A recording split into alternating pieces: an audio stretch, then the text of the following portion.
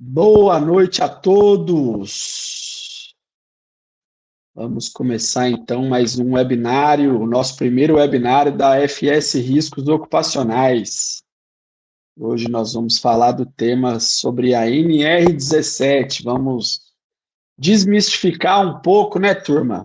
Essa questão que a gente vem falando todos os dias aí nos últimos 2 anos sobre NR1. Eu já quero convidar aqui os meus amigos e sócios, Thaís Rezende Camargo Souza e Renato Araújo.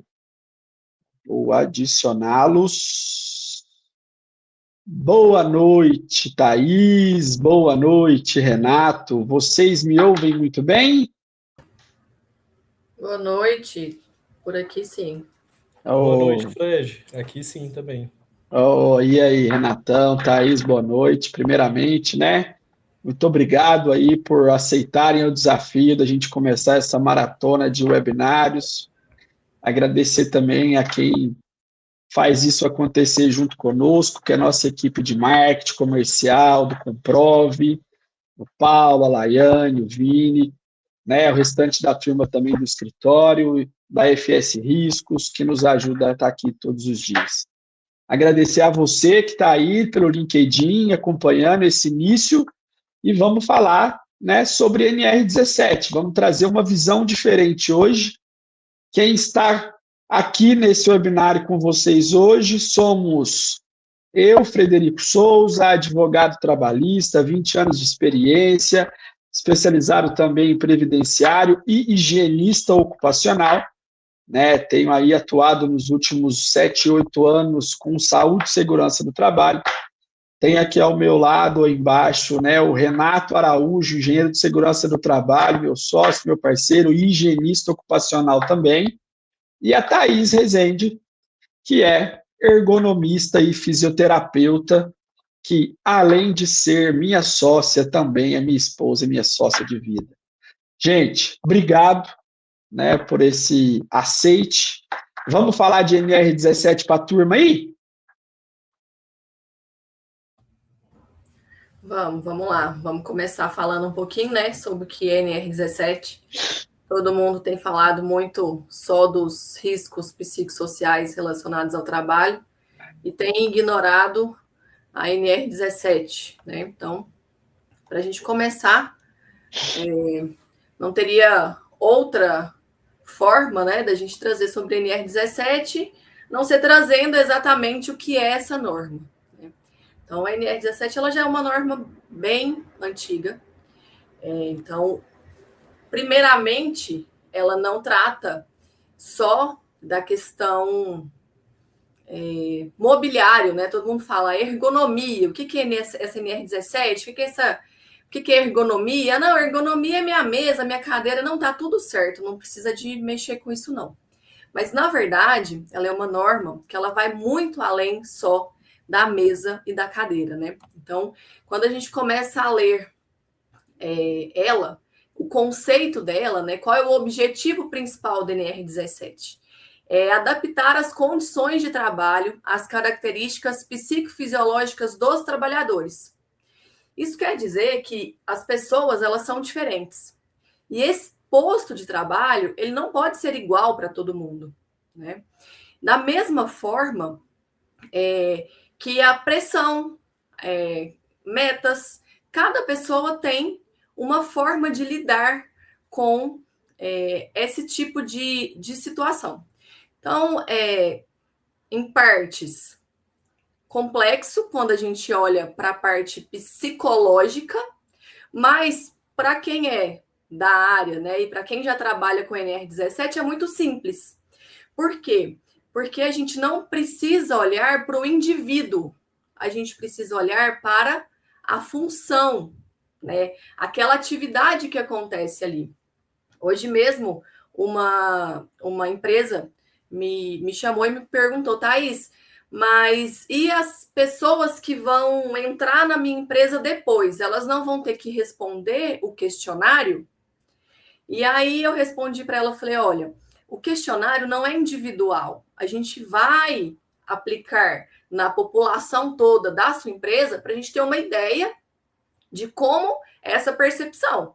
Mas a realidade é que ela não traz nome, ele não traz definição o Frederico falou que a empresa é isso, o Renato falou que a empresa é aquilo, né? Então, independe se hoje eu tenho 10 funcionários, amanhã esses 10 foram mandados embora e eu vou contratar mais 10. Né? A função, a atividade em si, ela precisa ser avaliada de uma forma geral. Né?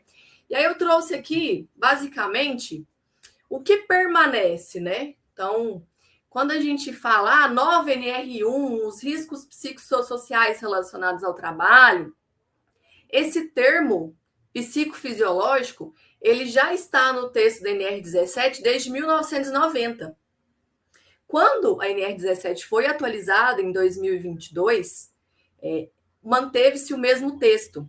Então, eu estive até pegando alguns documentos mais antigos que eu fiz de 2020, e nesses documentos já estavam contemplados a avaliação psicossocial relacionada ao trabalho. Tá? E da onde vêm essas informações? Na época, quando eu entrei, né, eu sou fisioterapeuta, então quando eu entrei na área de ergonomia, foi bem quando começou o burburinho do e-social.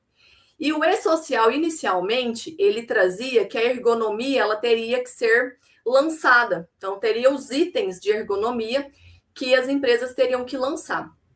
Dentro desses itens, 11 dos itens eram psicossociais relacionados ao trabalho, que são exatamente os mesmos itens que a gente traz, que o Ministério do Trabalho trouxe no manual. Então, gente, essa questão da NR1, dos riscos psicossociais relacionados ao trabalho, não é uma coisa nova. Para quem está dentro do ambiente da ergonomia há muito tempo, já é algo que já vem há um tempo, né? Que a gente já vem trabalhando. Posso ser bem sincera que às vezes não com o olhar e a visão que a gente tem dado hoje, porque hoje se fala muito nisso. E antigamente as empresas também questionavam bastante a gente. Mas por que isso? Na norma não tem nada que traz, né, que pede que você faça esse tipo de perguntas. Inclusive, eu já fui questionada uma vez em relação a isso, e a empresa ela quis achar ruim, né, no sentido, mas por que você está querendo saber se tem meta de produção? Qual é a importância de você fazer esse tipo de pergunta aqui? E aí eu tive que trazer todo um esclarecimento, porque a NR17 em si, ela não traz sobre meta, ela não traz sobre assédio, ela não traz sobre pressão, sobre ritmo de trabalho nesse sentido psicológico. Ela traz sobre ritmo de trabalho no sentido de movimento. Então, às vezes a gente, como ergonomista, até deixava um pouco, algumas vezes, passar essa avaliação tão profunda por conta desse tipo de questionamento. Tá? Mas, seguindo, né? A gente precisa falar também da NR1. E aí eu vou passar agora para o Renato, que é o engenheiro, para ele trazer um pouquinho sobre a NR1. Boa noite a todos. Até complementando o que a Thaís falou, quando houve a mudança do e-social, né, da implementação do PGR, não sei se quem está online vai lembrar, mas antigamente a gente fazia até o PPRA. E na época o PPRA abrangia apenas o risco físico, químico e biológico. Legalmente na NR9 não cita o risco ergonômico e de acidente. A primeira mudança na implementação do PGR, quando houve essa mudança na NR1, se envolveu tanto o risco de acidente e o risco ergonômico. Tanto é que a gente vê a legislação, a norma regulamentadora 17 e a NR1, está lá de 2022, todas as duas, essa atualização, e faz parte do inventário de risco, tanto do PGR, como faz parte do plano de ação do PGR, envolver essa análise ergonômica, nem que seja minimamente a preliminar, né? O ideal é que seja a análise ergonômica do trabalho, algo mais completo, mas que haja isso já incluso no PGR. Então, não é algo que vai ser a partir do dia 26 de maio, mas sim algo que já era para ter sido feito em 2022, né? Esse olhar sobre a ergonomia e a comunicação de, no mínimo, análise ergonômica preliminar com o plano de gerenciamento de risco. Tá? Eu vejo que é muito importante a gente deixar uma coisa clara aqui para quem está assistindo, né? Sobre o que a Thaís já trouxe, e eu, enquanto advogado, né, eu vejo que tudo que nós estamos falando aqui e quais são as maiores preocupações, né, dos empresários, dos empregados, da sociedade, da comunidade em geral, né, quanto à validade da norma ou não, agora que está sendo questionada no STF, se ela vai prorrogar a vigência ou não. Então, assim, do que vocês já trouxeram, muito importante esclarecer. Já é uma norma antiga, batida, já era prevista, a obrigatoriedade já existe, a necessidade já é algo real e que mais do mesmo está se falando a todo momento de que nós temos que ter um olhar para o gerenciamento de risco ocupacional. Eu acho que o mais importante disso que o Renato trouxe o gerenciamento de risco ocupacional tem que ocorrer de uma forma ampla e, como trouxe a Thaís, na análise ergonômica preliminar e na análise ergonômica do trabalho, aí sim, esse olhar para as características psicofisiológicas, né, ou para o famigerado fator de risco psicossocial referente à organização do trabalho. Né? E aí, quando a gente vai falar do referente à organização do trabalho, eu acho que a Thaís vai poder trazer, eu acho que no próximo slide já fala, que justamente é isso. O foco é no trabalho. Né? Nós temos que olhar a organização do trabalho e o ambiente do trabalho. E aí, antes da gente passar para a Thaís falar sobre isso, eu gosto de deixar bem claro que quem tem que fazer essa avaliação ergonômica preliminar? Todas as empresas. Todas as empresas.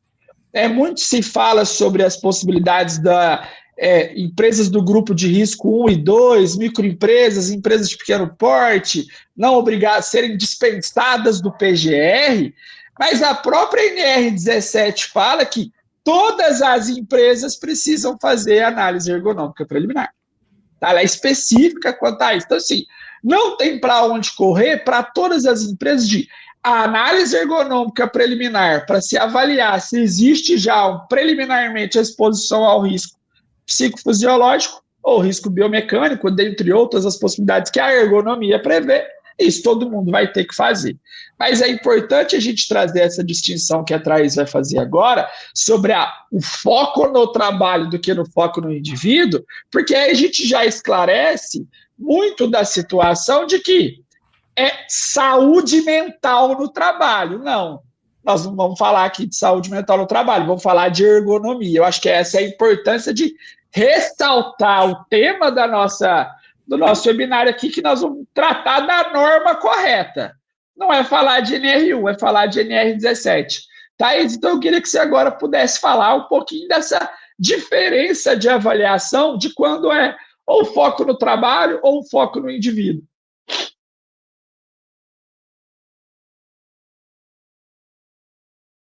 Seu microfone está silenciado, Thaís. Vamos lá.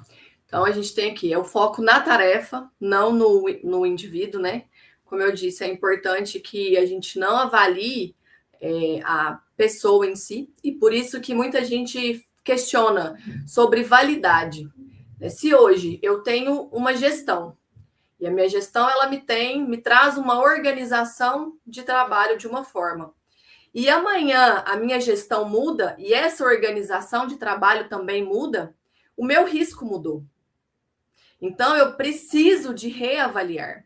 E isso, para mim, é o ponto principal da NR17 e da NR1, porque elas são documentos vivos. Elas não são documentos que se renovam a cada 2 anos, que se faz a cada 2 anos. né? Então, como que a gente vai conseguir ter esse foco na tarefa e não no indivíduo? Acompanhando aquela empresa, entendendo como aquela empresa ela trabalha. Então, dentro da NR17, a gente avalia, né, relacionado aos riscos psicossociais, a carga organizacional. Ela avalia a tarefa, a estrutura, a carga de trabalho, esse ritmo, se a pessoa ela tem autonomia para executar a tarefa ou não, né? Se a pessoa ela é ouvida dentro da empresa ou não. Recentemente eu até ouvi um comentário que falava sobre as pessoas que se afastam dentro de uma empresa que faz exportação de frangos, né? E aí, então, eles têm o abate halal, que é um abate com propósito, que vai para o Oriente Médio. Essas pessoas, elas chegavam ao trabalho, elas tinham um propósito para estar ali, né? Então, elas se afastavam muito menos do que as pessoas que iam para o frigorífico para fazer o abate normal, né? Então, por quê? As pessoas, elas iniciam aquele trabalho entendendo por que elas estão fazendo aquilo, né? E é um questionamento até que o Fred faz muito, e esses dias ele fez no LinkedIn dele, por que você faz o que você faz?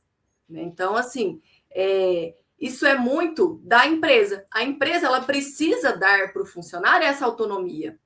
A empresa, ela precisa fazer com que esse funcionário ele se sinta parte daquele ambiente, né? E isso começa muito numa simples avaliação ergonômica, numa simples parar e ouvir o que o funcionário ele tá precisando, né? Então, isso vai de encontro com o que a NR17 pede, né? Isso vai de encontro com o que a NR1 pede. Não é simplesmente elaborar um documento.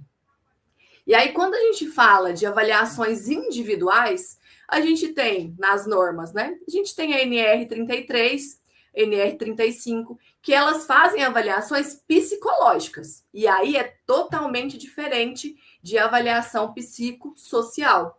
Então, esse ponto, gente, é um ponto muito importante, porque a mesma avaliação psicológica do funcionário como apto, ela não enquadra na avaliação psicossocial relacionada ao trabalho que tem que ir para o PGR, tá? Eu já vi muitas empresas fazendo esse tipo de confusão, pegando os ASOS dos funcionários com os relatórios psicológicos e mandando para a gente. Não é a mesma coisa, tá? E a gente tem também a CIPA. Dentro da CIPA, que é de assédio, né, de prevenção ao assédio também, né? Então, a CIPA ela foi atualizada e aí ela incluiu essa questão do assédio. Existe a obrigatoriedade do canal de denúncias, que é algo que a gente pode usar ali dentro da NR17, né? Entender se aquela empresa ela tem um canal de denúncias, porque se aquela empresa já tem um canal de denúncias, significa que ela já já media, né, problemas, e nessa mediação de problemas, às vezes ela já até nos traz se ela já teve algum problema de assédio ou não relacionado ao trabalho. Então, são normas diferentes que falam coisas diferentes. E algumas, né, como a NR33 e 35, até não conversam muito com a NR17 nesse sentido do termo psicossocial e termo psicológico, que é o que tem se confundido muito. Né? Esse termo psicossocial da NR17 não é psicológico, como se tem tratado, aí se tem trazido algumas vezes, tá? E aí, a NR17, ela atua como um braço técnico que alimenta o inventário de risco da NR1. Então, sem a NR17, sem eu fazer uma avaliação ergonômica preliminar, né, que é essa AEP, que é a sigla dela, eu não consigo ter os riscos ergonômicos lançados dentro do meu PGR. Então, eu tenho que minimamente fazer a avaliação ergonômica preliminar. Se essa avaliação ergonômica preliminar identificar riscos que eu não consegui mitigar com uma avaliação mais simplificada, eu devo fazer uma AET, que é uma avaliação ergonômica do trabalho.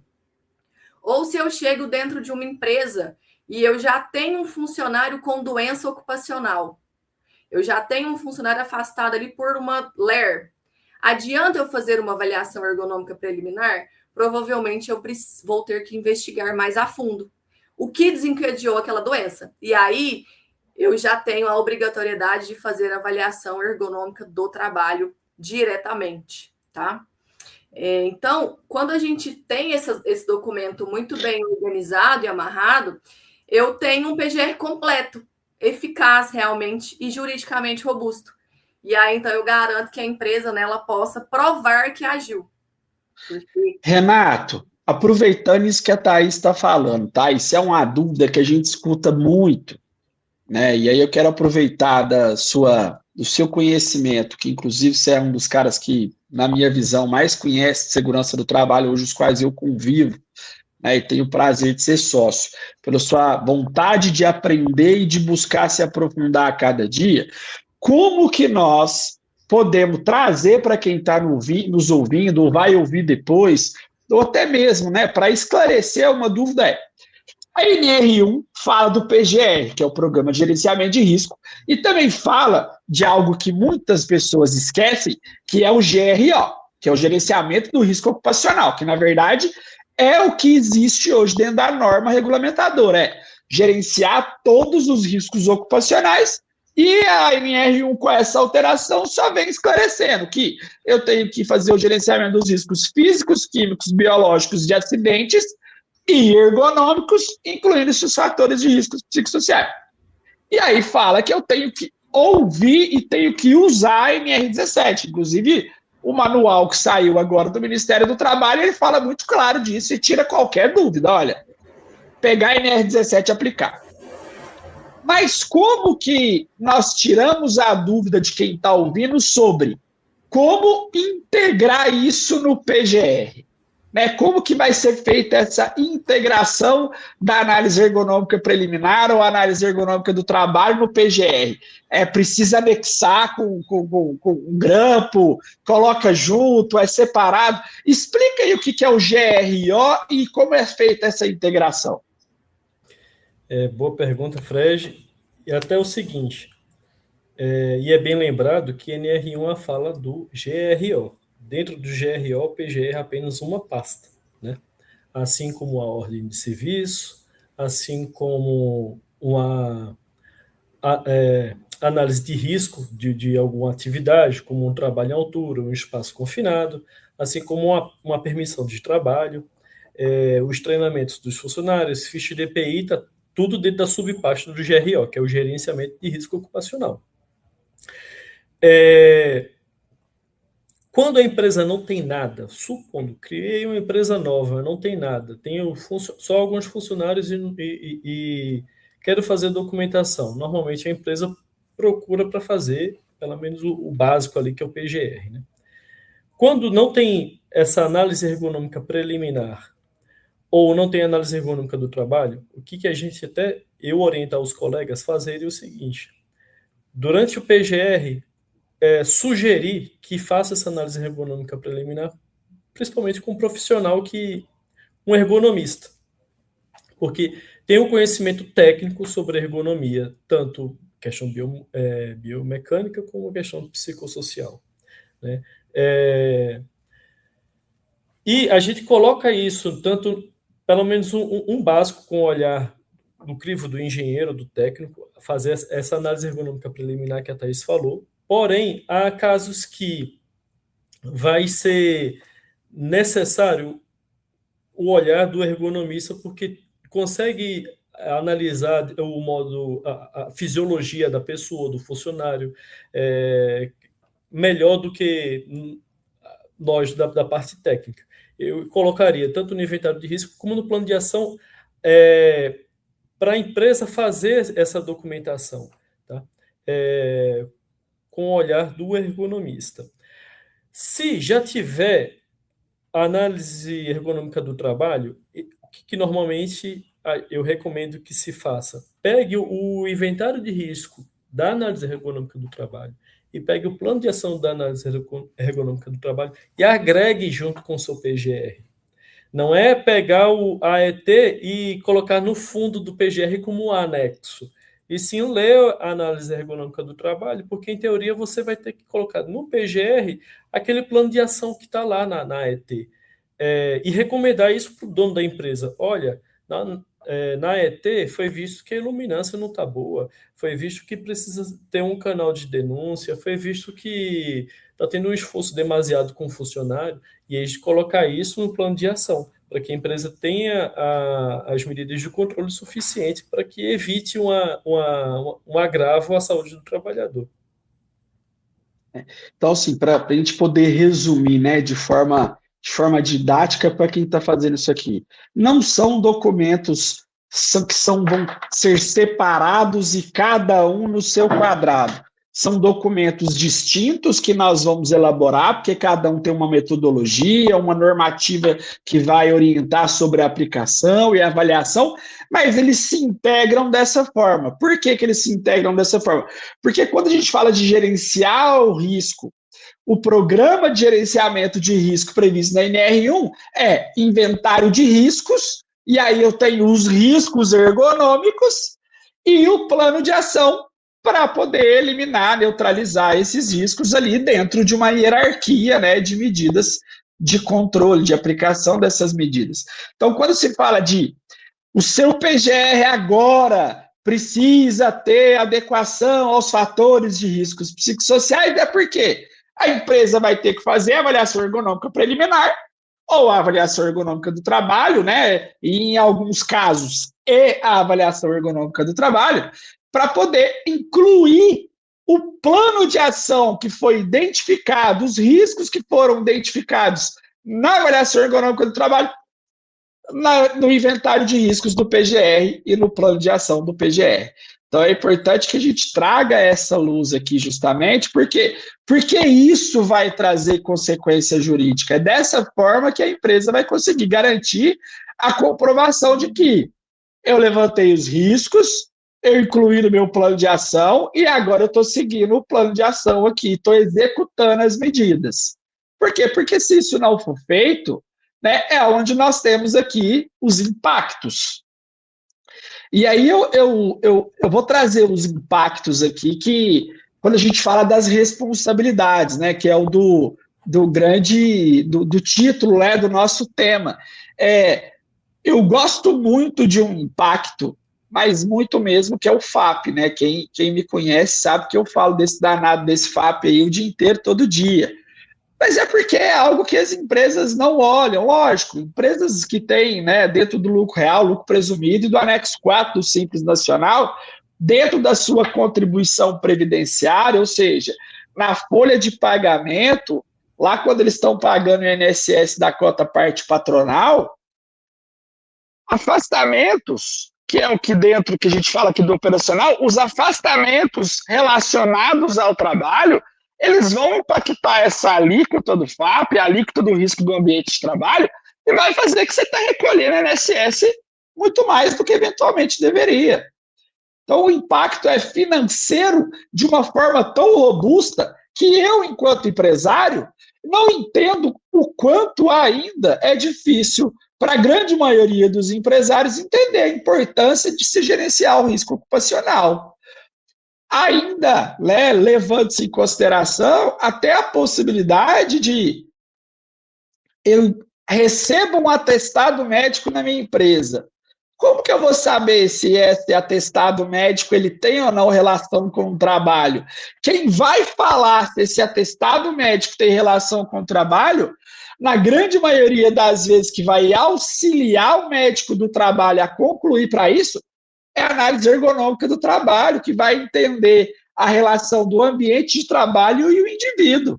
Vai falar, essa atividade que ele desempenha é ou não, né? A Thaís pode falar sobre isso também, que se essa atividade tem ou não relação com o trabalho e o que fazer com essa atividade ou com essa tarefa que está causando nesse funcionário uma lesão ou uma queixa. E aí a análise ergonômica do trabalho ainda é muito, eu vou dizer uma expressão aqui, mas é mal vista justamente por isso, né, por apontar as feridas ali, por apontar as agruras que as empresas têm, e não é muito valorizada. No entanto, ela é um dos documentos principais que vão poder, né, ajudar as empresas a reduzirem financeiramente né, custos que ela tem com folha de pagamento, com absenteísmo, com atestado médico, com plano de saúde. Por quê? Porque se eu tenho muito afastamento, eu tenho muito funcionário doente, está usando muito plano de saúde, e isso muitas das vezes a empresa não vê, né, essa redução financeira. Thaís, aonde que a análise ergonômica do trabalho vai ajudar nessa questão aí dos atestados médicos e da rotatividade? Olha, eu já tenho algumas empresas de consultoria que eu atendo, que todo atestado médico a gente faz a avaliação desse funcionário, desse ambiente de trabalho dele, para entender se é o trabalho que está causando, né, aquela patologia, aquele desconforto, ou se tem relação com outras questões particulares. Então, esse é o primeiro passo, né? A gente começar a entender. Porque não adianta, até um dos exemplos que eu ia trazer ao final, já vou falar agora, não adianta você ter um afastamento por uma tendinite em um frigorífico, né? E ela afastou por uma doença ocupacional. Eu coloco outra pessoa para fazer ali a mesma função dela, sem avaliar o que aconteceu, sem avaliar por que ela afastou, sem avaliar o que está de errado. E isso, quando a gente traz pessoas que são muito grandes ou pessoas que são muito baixas e ainda colocam, né, dentro esses extremos de antropometria, isso ainda prejudica ainda mais. Então, o que adianta eu ter um carrinho adaptado para uma pessoa baixa e colocar uma pessoa alta para poder trabalhar com ele? Então, essa avaliação desse atestado médico, ela inicia por aí. Ela inicia por a gente pensar dentro do ambiente de trabalho e entender o que levou aquele funcionário a se afastar. É até uma forma da gente trazer essa responsabilidade para a empresa e de prevenir a empresa caso ela tenha um processo judicial mais à frente. É demonstrar que a empresa está aplicando as medidas de controle, né? Que a empresa avaliou o risco, que a empresa implementou o plano de ação, que ela está implementando as medidas de controle propostas para aquela situação, que ela está fazendo, né, Renato? O que a gente chama aí do PDCA, né? Planejar, desenvolver, checar e agir. E aí, Renato, trazendo esse ponto de vista da Thaís também, sobre a questão do atestado médico, né? E você que está aí todos os dias fazendo perícias nas empresas, as ações trabalhistas, elas só crescem ou não em relação à saúde e segurança do trabalho e as questões também de programa de gerenciamento de risco e a falta do gerenciamento de risco? Traz para nós aí qual que é a sua percepção desses impactos. Olha, só cresce, né, as perícias, eu até agradeço, porque é mais trabalho para fazer. E até é uma observação que de 2 anos para cá vem aumentando também as perícias envolvendo ergonomia, porque antes as perícias tinham apenas pedir insalubridade devido a ruído, a um hidrocarboneto, né? Hoje em dia eu já estou vendo com mais frequência perícias envolvendo a questão de insalubridade, periculosidade e o dano moral devido a questões ergonômicas, porque a empresa, como posso dizer, não que a empresa normalmente tenha esse tipo de comportamento, mas que muitas vezes os advogados colocam nas petições iniciais que há um descaso da empresa com a questão ergonômica, que o funcionário se lesionou, ou então que pegava uma carga acima do normal. E aí, já vou até perguntar e responder ao mesmo tempo a questão que o Fred sempre fala. E o empresário, o que ele pode fazer? O que ele pode se proteger juridicamente a empresa dele quanto a isso? Voltamos a dizer, né? Lá na NR1, fala que o PGR tem que ter apenas 2 coisas: inventário de risco e o plano de ação. Só essas duas coisas, basicamente. E até no próprio inventário de risco, são 6 itens que é citado, e um deles é avaliação do risco físico, químico, biológico e resultado das avaliações ergonômicas conforme termos da NR17. Está na NR1, a própria NR1 não fala nem que é algo opcional, você tem que fazer uma avaliação ergonômica e documentar isso na empresa para que até durante a perícia a gente consiga, normalmente o ônus da prova é da empresa, a empresa consiga provar isso de modo documental, que existe o inventário de risco e existe um plano de ação para mitigar aquele risco que foi levantado na empresa, para que o funcionário não fique deixado de lado e a empresa prove que está tentando deixar um ambiente mais saudável, né, com menos perigo para os funcionários. Eu vi uma reportagem esses dias no Valor Econômico que riscos psicossociais já movimentam mais de 5.000 ações judiciais na Justiça do Trabalho. E aí, muito importante a gente trazer isso mesmo, né? A questão dos riscos psicossociais prevista aí na NR17. Mas como nós estamos falando de NR17, não NR1, eu quero trazer também a importância de que e os processos judiciais por doenças ocupacionais de afastamentos osteomusculares? Que é a NR17 quem consegue identificar esses perigos, esses riscos e propor o plano de ação para eliminar essa situação. Isso ninguém fala, eu não vejo falar. Aí eu trago um dado de que todos vocês sabem que em 2025, os afastamentos osteomusculares foram 6 vezes mais do que os afastamentos por doenças relacionadas a transtornos mentais.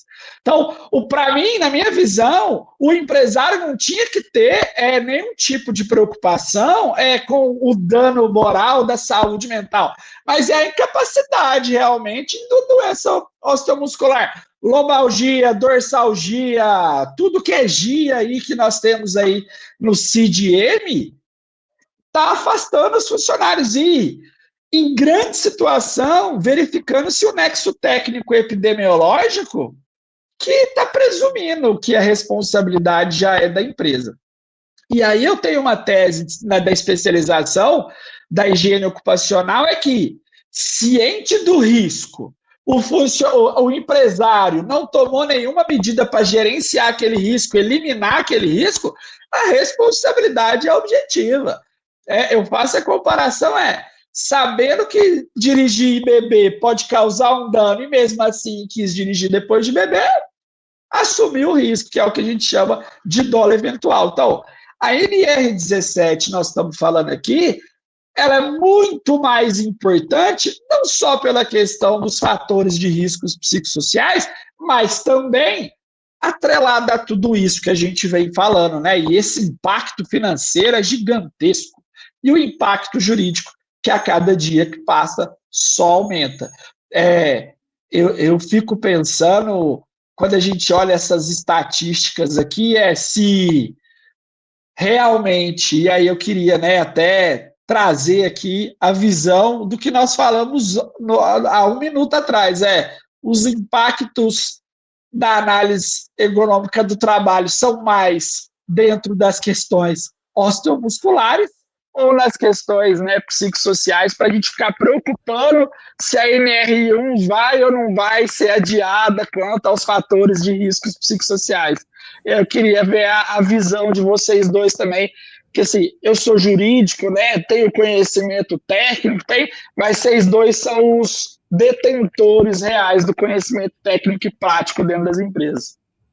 Fred, só um adendo aqui, para quem está vendo esse slide. B91 é quando há o afastamento, que há um nexo causal da atividade da pessoa com a doença da pessoa. E o B31 é quando não há. Tá? Para quem está vendo, por exemplo, hérnia, que está em terceiro lugar do B31, não teve o nexo com a atividade da pessoa, né?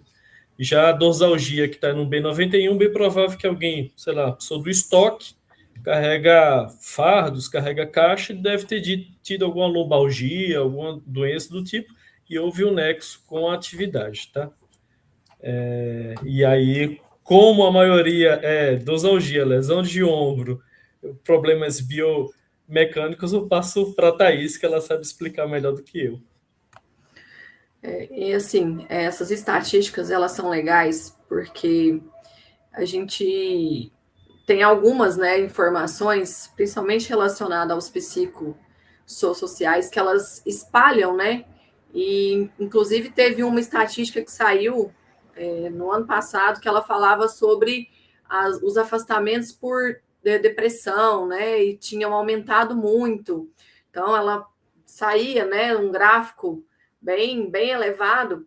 E aí, quando você olha esse impacto inicialmente, ele causa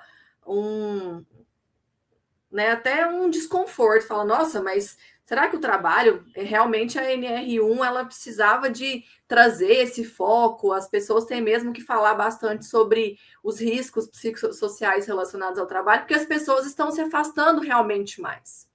Só que, na verdade, esses riscos, eles não têm relação direta com o trabalho, né? E aí até aquele professor Marcos Medanha, ele traz bastante no Instagram dele pesquisas que falam que pessoas que estão desempregadas têm mais problemas psicológicos do que pessoas que estão empregadas. E aí, então, a gente começa a pensar que o problema não é o afastamento relacionado à questão mental e ao trabalho. O problema é, aqui como a gente vê, a dorsalgia, onde a gente tem 20%. Então, qual é mais importante? Não querendo desmerecer a parte psicológica de forma alguma, mas que a gente precisa primeiro olhar com essa visão motora, biomecânica. Porque, às vezes, uma questão motora, biomecânica de uma dorsalgia, de uma tendinite, vai desencadear posteriormente um problema psicológico, né? Então, dentro daquele mesmo exemplo que eu dei, lá na atividade repetitiva, a pessoa afastou porque ela teve uma lesão, colocou outra pessoa para fazer aquele mesmo trabalho e aquela não teve nenhum estudo, não teve nenhuma mudança, aquela pessoa psicologicamente ela já se sente como a próxima da fila. Eu sou a próxima a adoecer aqui dentro. E aí, como começa a ficar a cabeça dela e como começa a ficar a vontade dela ir trabalhar, né? Então, no meu ponto de vista, o problema biomecânico, ele desencadeia posteriormente um problema psicossocial relacionado ao trabalho. Mas dificilmente acontece o contrário, né? Então, a gente precisa de trabalhar bastante a CNR17 a fundo, como a norma, né, junto com a NR1, fazer esse gerenciamento do risco para que a gente consiga chegar nesse ponto de prevenir um risco psicossocial relacionado ao trabalho. As empresas que simplesmente fazem um documento para ter um documento e não fazem esse gerenciamento, elas dificilmente vão ter uma vantagem econômica com isso. Então, não é só fazer o documento, é fazer o documento e colocar esse documento em prática, para que assim, né, consiga ter algum benefício ali dentro da sua empresa, como o Fred tinha citado, não tenha nenhum prejuízo financeiro. E eu quero lembrar aqui, né, aos desavisados de plantão que, feita a análise ergonômica do trabalho, a empresa tem esse dever de guarda por 20 anos. Então, isso que traz é muito importante. Eu vou fazer um documento e deixar ele aqui guardado. Não é isso. É um documento que você vai mudá-lo dinamicamente todos os dias. Quando vocês dizem essas questões aí dos atestados médicos, dos afastamentos, o gerenciamento do risco ergonômico é algo muito dinâmico, desse exemplo que a Thaís trouxe, e tantos outros, né? funcionário que acabou de ser admitido, a liderança que foi trocada, uma funcionária afastado, uma máquina nova, uma função nova, uma atividade nova que foi incluída na empresa. Então, a atividade empresarial é dinâmica, o documento de segurança do trabalho também é dinâmico. E é importante ressaltar que foi isso que a NR1 lá em 2022 trouxe ao alterar o PPRA para o PGR. O dinamismo do gerenciamento de risco ocupacional para que a gente possa continuamente, rotineiramente avaliar. E aí é muito importante a gente fazer uma ressalva, encaminhando já para o final, né, de que nossa consultoria hoje, a AFS Riscos Ocupacionais, ela traz para o mercado não essa questão de vender documento, né? A gente não vende documento, a gente vende consultoria em gestão de saúde e segurança do trabalho. Tanto é que nosso foco não é vender exame ocupacional, vender documento, LTCAT, PGR.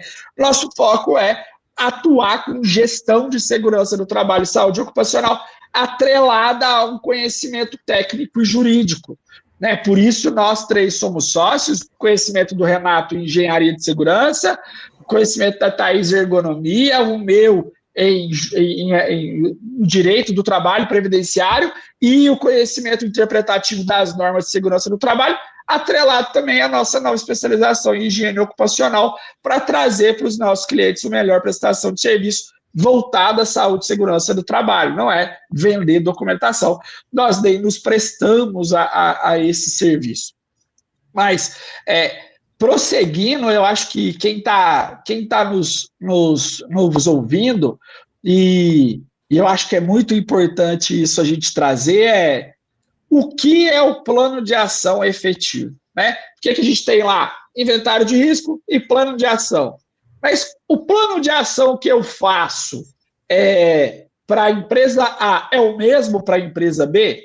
E aí, né, até já fazendo uma crítica, que eu espero que seja construtiva para o mercado, mas existe essa receita de bolo que estão vendendo por aí, que eu baixo um link e eu faço isso e aplico para todo mundo, implemento para todo mundo. Eu acho que não é isso, né, Renato e Thaís?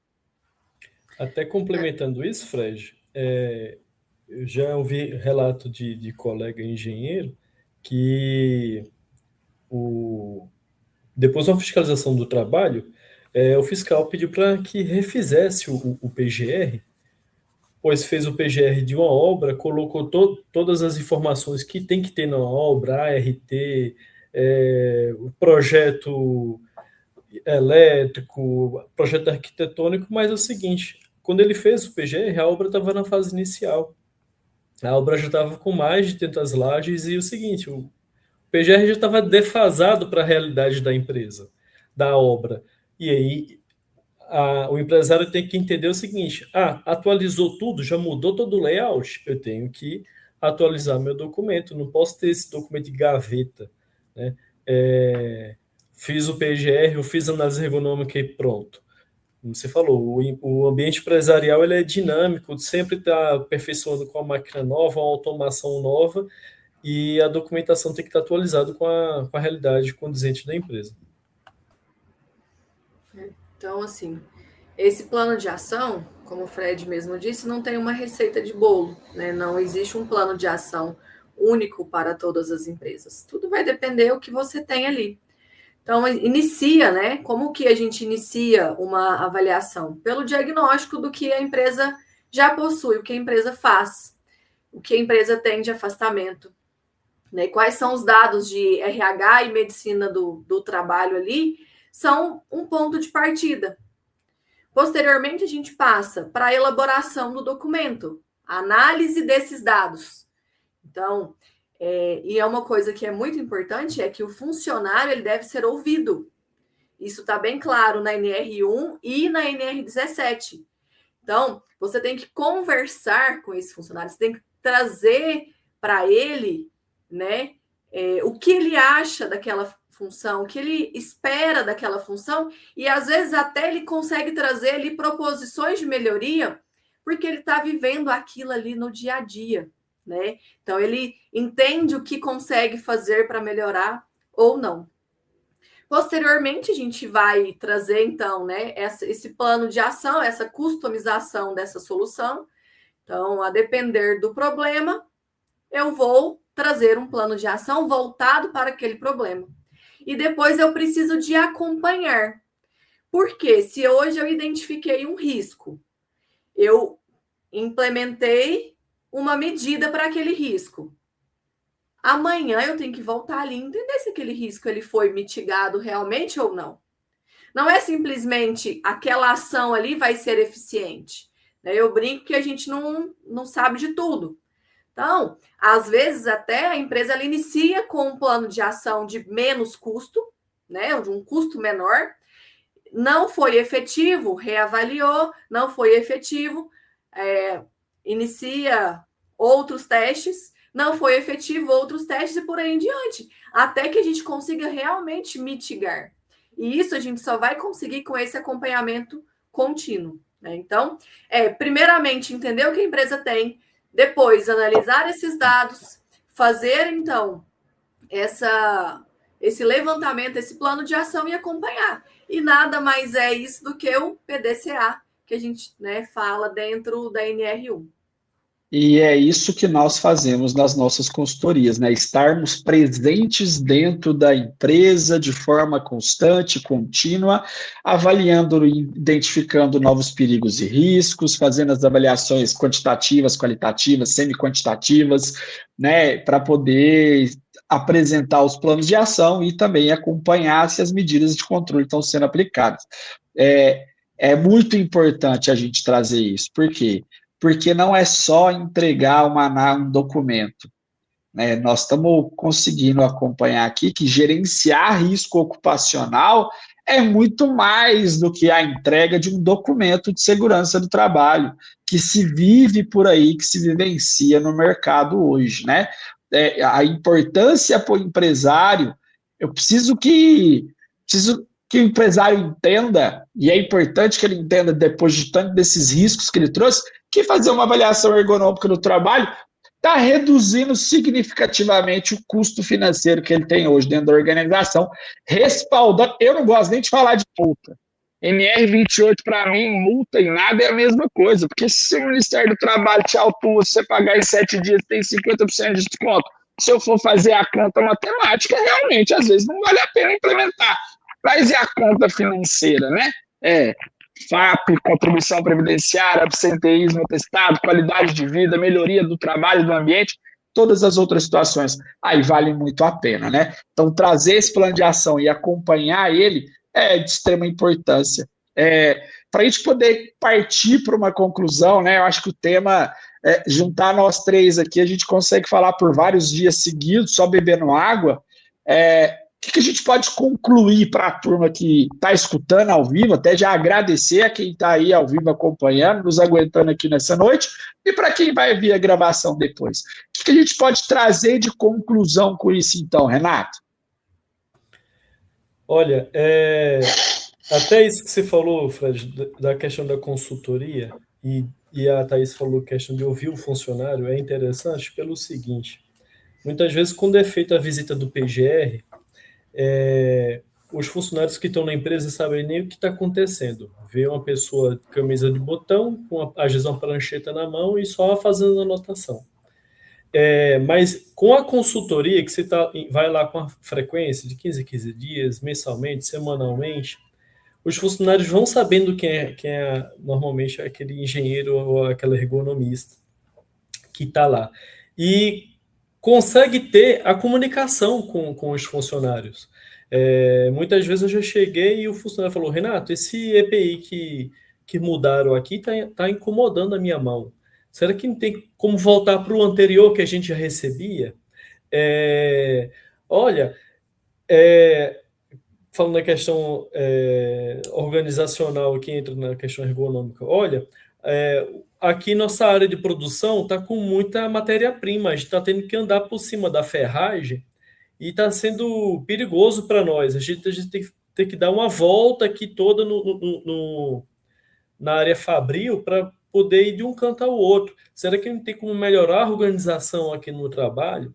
E até a vantagem dessa consultoria, desse PDCA ou desse olhar mais presente e efetivo na empresa, que vai tendo a liberdade, a abertura com os funcionários, para que seja feita realmente esse plano de ação de modo efetivo, para que seja feita uma reavaliação, para que seja feita uma conversa ali, para que o ambiente de trabalho fique tanto mais seguro e tanto para o funcionário como juridicamente e financeiramente para o dono da empresa. Tá? Thaís, se quiser complementar.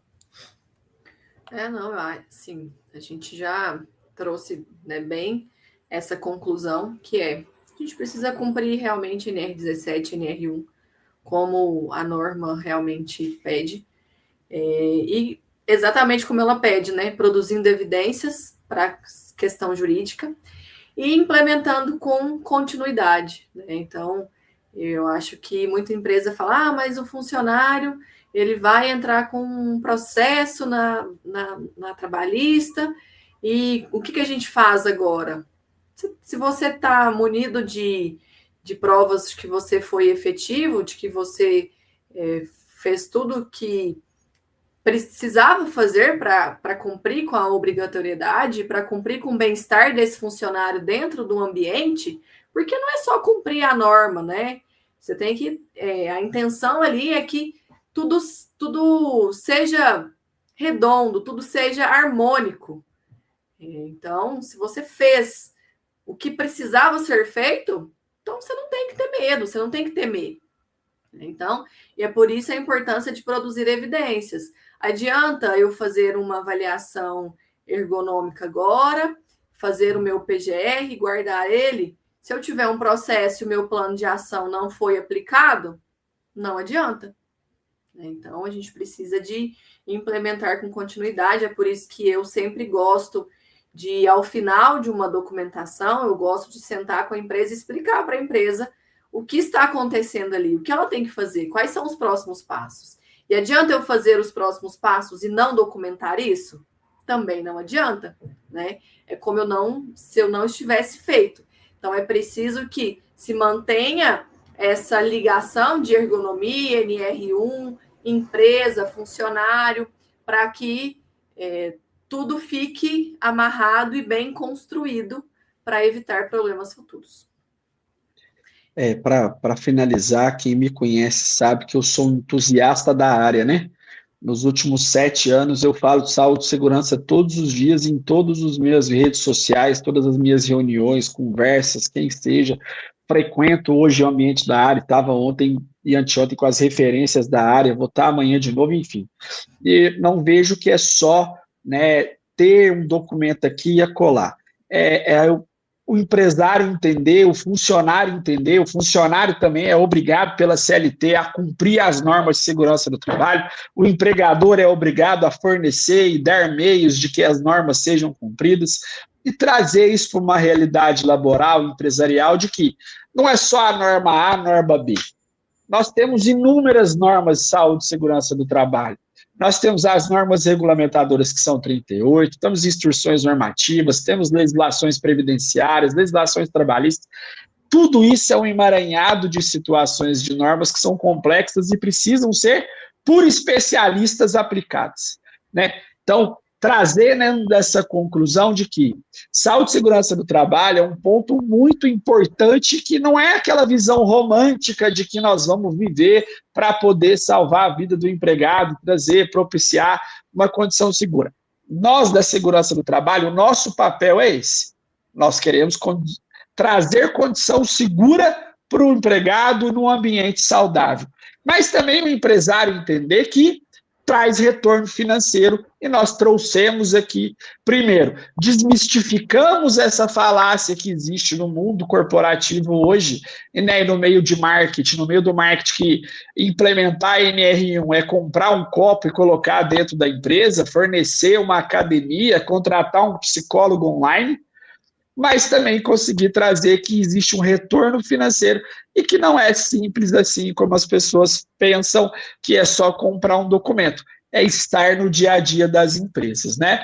Eu quero com isso, né, agradecer a quem está aqui conosco, né? Eu acho que no meio do caminho a gente trouxe alguns exemplos práticos, e eu quero trazer aqui, né, para o final, para a gente poder ir para o agradecimento, que a gente possa trazer exemplo prático de realmente como que a FS Riscos pode ajudar as empresas hoje nessa gestão, né, dos riscos ocupacionais. E eu vou trazer um que eu gosto muito. Na verdade, eu vou trazer dois que eu gosto muito, que nós atuamos, né, com tecnologia própria, inclusive, e com conhecimento técnico embarcado, que é o canal de denúncias.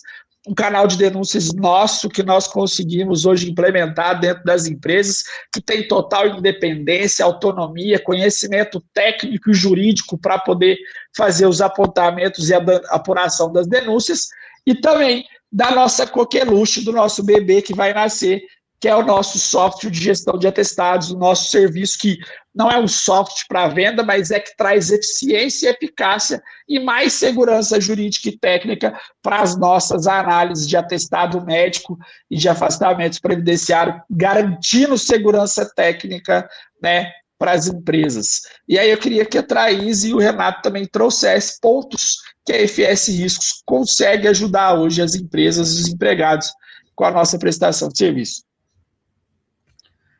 Olha, a gente falou, né, durante toda a live sobre documentação e sobre gestão dessa documentação, né? Então, hoje eu acredito que esse é o principal ponto que as empresas precisam de ter atenção. Então, meu ponto de vista aqui, para a gente finalizar, não façam só um documento, né? Trabalhem em cima dessa gestão e nós estamos aqui à disposição para trazer essa gestão e auxiliar as empresas nesse processo, que é um processo longo, mas com certeza ele vai trazer muitos frutos positivos para essa empresa.